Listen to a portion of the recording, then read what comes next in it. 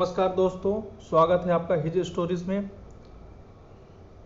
पूर्व मध्यकालीन भारतीय इतिहास के खंड में हम लोगों ने अभी तक महमूद गजनबी एवं मोहम्मद गौरी के संबंध में चर्चा की।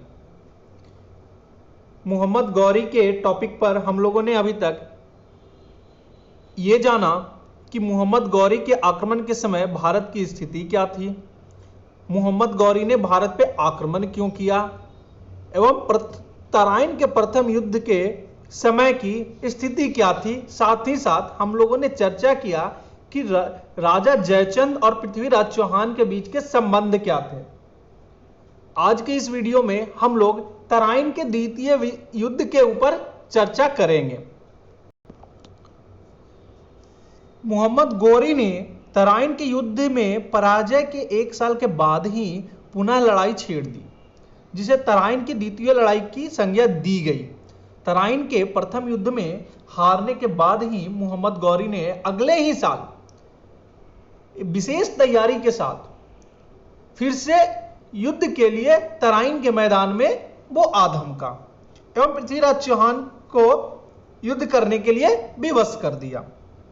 इस युद्ध में दोनों तरफ से बड़ी संख्या में सैनिकों ने भाग लिया, मगर कुशल रणनीति के कारण मोहम्मद गौरी की जीत हुई।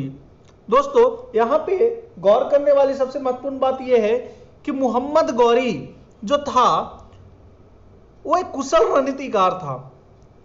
उसकी रणनीतियों के कारण ही वो जीत पाया और उसके रणनीतियों एवं अत्यंत विश्वास के कारण ही एवं गलतियों के सुधार के कारण ही वो अपनी भयानक हार के अगले ही साल पुनः तराइन में आधमका।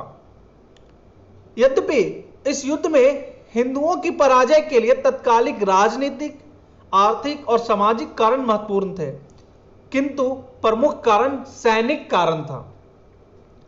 दोस्तों, तराइन के द्वितीय युद्ध में जो हिंदू पक्ष की हार होती है, इस हार के लिए मोहम्मद गौरी की का कुशल नेतृत्व जितना जिम्मेदार था, उतना ही जिम्मेदार कहीं ना कहीं भारत के तत्कालिक राजनीतिक, आर्थिक, सामाजिक कारण भी थे, जिसमें सबसे प्रमुख सैनिक कारण था, जिसके संबंध में विस्तृत चर्चा हम आगे के क्लासेस में करेंगे।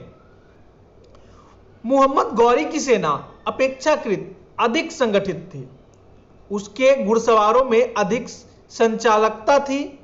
तुर्क सेना में दूर से मार करने वाले धनुषधारी सैनिक थे। राजपूत सेना में पैदल सेना अधिक था, जो घुड़सवारों की तुलना में कम सचल थे। राजपूतों के हाथी भी तुर्क घोड़ों के मुकाबले में गतिहीन थे और कभी कभी तो भयभीत होकर अपनी ही सेना को रौंद देते थे। स्मिथ के अनुसार तराइन का युद्ध एक निर्णायक युद्ध था। यह मात्र चौहानों की हार नहीं थी, अपितु कन्नौज के अलावे समस्त उत्तर भारत के राजाओं की भी हार थी, जिसने मुस्लिम साम्राज्य की स्थापना का मार्ग प्रशस्त किया। वस्तुतः स्मिथ ने महोदय ने जो कहा है, उनके अनुसार तराइन का युद्ध एक निर्णायक युद्ध था। इस युद्ध के बाद ही मुस्लिम शासकों द्वारा भारत में शासन किया जाने लगा।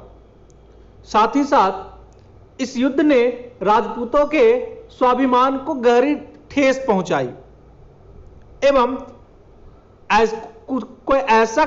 कुछ ऐसा नहीं था कि मोहम्मद गौरी ने मात्र चौहानों को पराजित किया था। मोहम्मद गौरी ने तराइन के युद्ध में उत्तर भारत के समस्त राजपूत राजाओं के सम्मिलित सेना को पराजित किया, जिसमें गढ़वाल नरेश जयचंद ने भाग नहीं लिया था। चूंकि गढ़वाल नरेश जयचंद पृथ्वीराज चौहान से बैर रखता था, इस कारण उसने इसमें भाग नहीं लिया।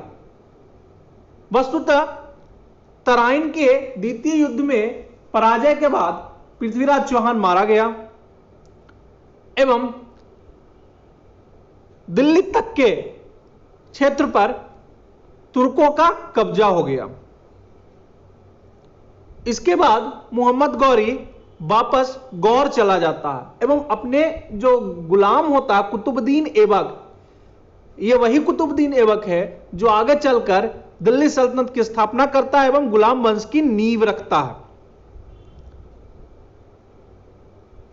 मोहम्मद गौरी तराइन के युद्ध के बाद गौर वापस चला गया था, लेकिन कन्नौज के अड़ियल रवैये के कारण 1194 में पुनः वो वापस आकर कन्नौज पर आक्रमण करता है एवं जयचंद को चंदवार के युद्ध में पराजित करता है।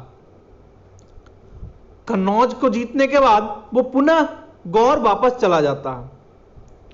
इस बीच पृथ्वीराज चौहान का भाई हेमराज के द्वारा दिल्ली पर अधिकार करने की कोशिश की जाती है, जिस कारण कुतुबुद्दीन ऐबक अजमेर पर घेरा डालता है एवं अजमेर को जीत लेता है।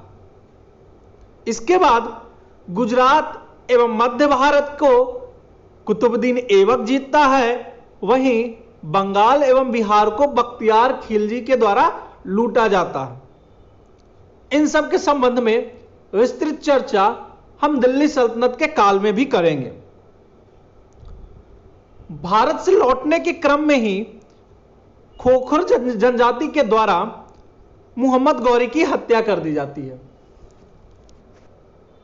दोस्तों, आप लोगों के मन में एक प्रश्न उठ रहा होगा कि क्या पृथ्वीराज चौहान के द्वारा मोहम्मद गौरी की हत्या की जाती है जैसा कहानियों में दिखाया गया है, या फिर पृथ्वीराज रासो में जो चंद्रवरदाई के द्वारा जिसकी रचना की गई है, जिसका वखान मिलता है, की गई थी या नहीं।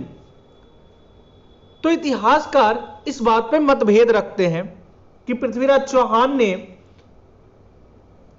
मोहम्मद गौरी की हत्या की या नहीं की, या फिर कुछ इतिहासकार इस बात में भी मतभेद रखते हैं कि पृथ्वीराज चौहान तराइन के युद्ध में ही मारा गया या नहीं। कुछ समय पहले ही शोध में पंजाब के क्षेत्र में कुछ ऐसे सिक्के भी प्राप्त हुए हैं जिस पे एक भाग पे पृथ्वीराज चौहान एवं दूसरे भाग पे गौरी का चित्रण है। इससे हमें यह प्रतीत होता है, यह बात की जानकारी मिलती है कि शायद संभवतः पृथ्वीराज चौहान ने कुछ सालों तक मोहम्मद गौरी के अधीनस्थ शासक के रूप में शासन किया था, मगर बाद के वर्षों में विद्रोह के कारण पृथ्वीराज चौहान की हत्या कर दी गई। तो दोस्तों, इसी के साथ तराइन का द्वितीय युद्ध का टॉपिक समाप्त होता है। अगले क्लास में हम लोग मोहम्मद गौरी के सफलता के कारणों के ऊपर चर्चा करेंगे। धन्यवाद।